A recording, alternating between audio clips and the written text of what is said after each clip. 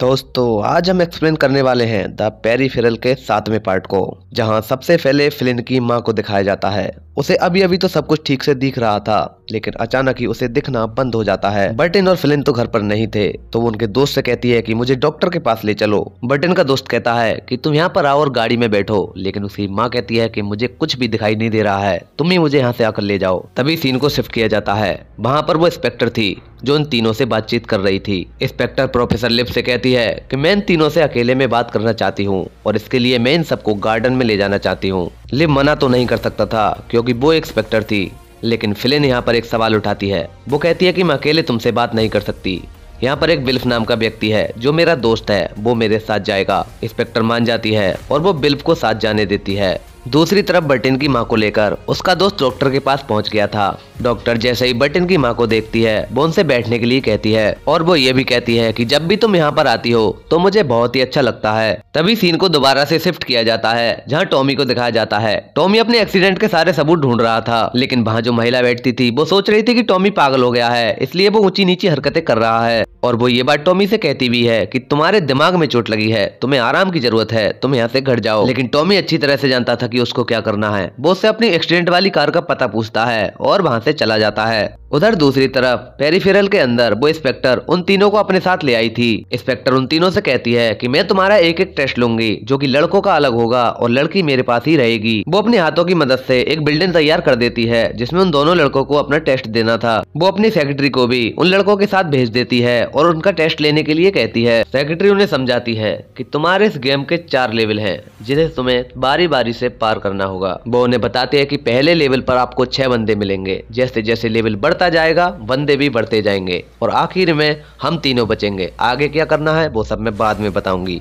अगले सीन में पहला लेवल स्टार्ट हो जाता है और वहाँ पर 6 बंदे बनकर तैयार हो जाते हैं जो कि एक रोबोट थे। पहले लेवल को तो बर्टिन और कॉर्नर एक झटके में पास कर देते हैं, जैसे उनके सामने कोई आया ही नहीं। उनकी इतनी ताकत देखकर लड़की समझ जाती है कि ये कोई आम बंदे नहीं है, इनका दिमाग बहुत तेज चलता है। अगले सीन में टॉमी अपनी गाड़ी के पास जाता है और वहाँ जाकर भाई हथियार को ढूंढने लगता है जो कि भविष्य से आया था। थोड़ी ही देर में उसे वो हथियार मिल जाता है, जहाँ वो जिसे चेक करके देखता है तो पूरी तरह से उसकी गाड़ी टूट जाती है। तभी उसके पास उसके बड़े ऑफिसर का फोन आता है और वो उससे बताता है कि तुम जल्दी से मेरे पास आ जाओ, मुझे तुम्हारी बहुत ज्यादा जरूरत है। अगले सीन में बॉब एक चाकू की मदद से अपने हाथ को काट लेता है और अपने कटे हाथ को लेकर टॉमी की वाइफ यानी उसी डॉक्टर के पास जाता है। बर्टिन का दोस्त बॉब को जख्मी हालत में देखकर उसकी मदद करने के लिए जाता है, लेकिन जैसे ही उसकी वो मदद करता है बॉब उस पर चाकुओं से हमला कर देता है और थोड़ी ही देर में वो बर्टिन के दोस्त को मौत के घाट उतार देता है। आवाज सुनकर टॉमी की वाइफ और बर्टिन की माँ बाहर आती हैं। बॉब उनको जैसे ही देखता है उन पर गन तान देता है और उन्हें वहां चुपचाप बैठने के लिए कहता है। दूसरी तरफ एस और ओसेन उस पेरिफेरल को तबाह करने का प्लान बना रहे थे। वो ऐसी भाषा में बोलते थे जिससे कोई भी उनकी भाषा समझ नहीं पाता था। दूसरी तरफ पुलिस ऑफिसर फ्लिन का इंटरव्यू ले रही थी। वो उससे कहती है कि मैं तुम्हारी और तुम्हारे भाइयों का भविष्य देख सकती हूँ। फ्लिन उससे कहती है कि अगर तुम इतनी ही चालाक हो तो क्या मेरे दोस्त और मेरे भाई का फ्यूचर बता सकती हो। इंस्पेक्टर उसे बता देती है कि तुम्हारा भाई आगे लड़ते लड़ते मारा जाएगा, बल्कि कॉर्नर इस लड़ाई में बच जाएगा। इसके बाद फ्लिन अपने बारे में पूछती है कि मेरा क्या होगा। इंस्पेक्टर उससे बताती है कि तुम आगे चलकर टॉमी की वाइफ बनोगी और 2 बच्चों की माँ बनोगी। फ्लिन टॉमी का नाम सुनकर एकदम से शॉक हो जाती है। दूसरी तरफ रियल दुनिया में बॉब बर्टिन की माँ और टॉमी की वाइफ को डरा रहा था। वो उनसे कह रहा था कि अगर तुमने कुछ भी करने की कोशिश की तो मैं तुम्हें चाकू से मार दूंगा। पेरिफेरल में सारे लेवल पार करने के बाद वो तीनों ही जिंदा बचते हैं। इसके बाद वो लड़की कहती है कि असली हीरो वही होगा जो हम तीनों में से जिंदा बचेगा। ये सुनकर बर्टिन और कॉर्नर एक दूसरे की तरफ देखने लगते हैं। तभी लड़की उन पर हमला कर देती है। लड़की लड़ाई में बहुत ही तेज थी। पहले तो वो बर्टिन को वहीं पर मार देती है, इसके बाद कॉर्नर को लात से नीचे धकेल देती है। कॉर्नर के गिरते गिरते ही तीनों के तीनों पेरिफेरल से बाहर आ जाते हैं। तभी कॉर्नर बर्टिन से बताता है कि मुझे तो वो लड़की पसंद आ गई है, मैं तो उससे शादी करूंगा। तभी बर्टिन के फोन पर एक मैसेज आता है जिसे फ्लिन पढ़ लेती है और वो बताती है कि हमारी माँ ने हमें जल्द से जल्द बुलाया है। ये सुनते ही तीनों के तीनों वहां जाने लगते हैं और बर्टिन कहता है कि तुम मेरे दोस्त पर कॉल करो, देखो क्या बात है। दूसरी तरफ टॉमी कोरबेल के घर पहुंच जाता है और देखता है कि कोरबेल की बीवी की मौत हुई पड़ी है। इसके बाद वो अपने बड़े ऑफिसर के पास जाता है और उससे पूछता है कि आखिर तुमने मुझे क्यों बुलाया। ऑफिसर टॉमी से बर्टिन और फ्लिन को गिरफ्तार करने के लिए कहता है। इस पर टॉमी कहता है कि मैं उन्हें बिना किसी जुर्म के गिरफ्तार नहीं कर सकता।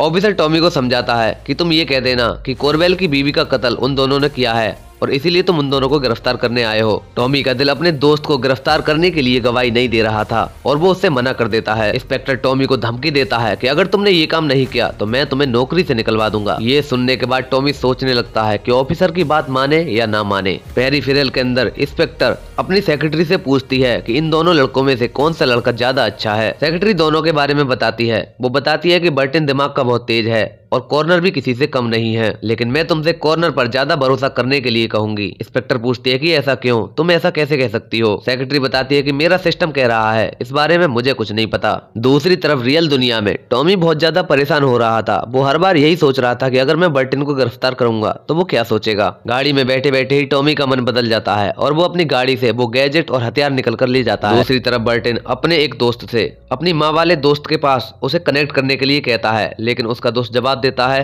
कि वो दोस्त कनेक्ट नहीं हो पा रहा है। तभी कहानी पेरीफेरल में पहुंचती है जहां पर चेरिस इंस्पेक्टर से मिलने के लिए आई हुई थी। वो इंस्पेक्टर से कहती है कि मेरी एक बेहद कीमती और खूबसूरत चीज चुरा ली गई है, मैं इसका मुआवजा सरकार से लेना चाहती हूँ। ये कहते ही चेरिस वहां से चली जाती है। तभी ओसिन और एस को दिखाया जाता है जो अपने पेरीफेरल की सारी रिपोर्टें और डाटा एलिटा को भेजना चाहते थे, लेकिन ये बात सिर्फ वो ही जानते थे। तभी अचानक वहां पर लेव आ जाता है और वो उनसे कहता है कि तुम्हारी पोल खुल चुकी है, मैं तुम्हारी भाषा को क्रैक कर लिया है। वो ओसिन के गले पर चाकू रखकर एस से सब कुछ उगलवा लेता है और उनसे कहता है कि मैं तुम्हें आखिरी बार माफ कर रहा हूँ, अगर तुमने ये गलती दोबारा करने की कोशिश की तो मैं तुम्हारा मांस अपने कुत्तों को खिला दूंगा। उधर बॉब की गन फुल्ली लोडेड थी।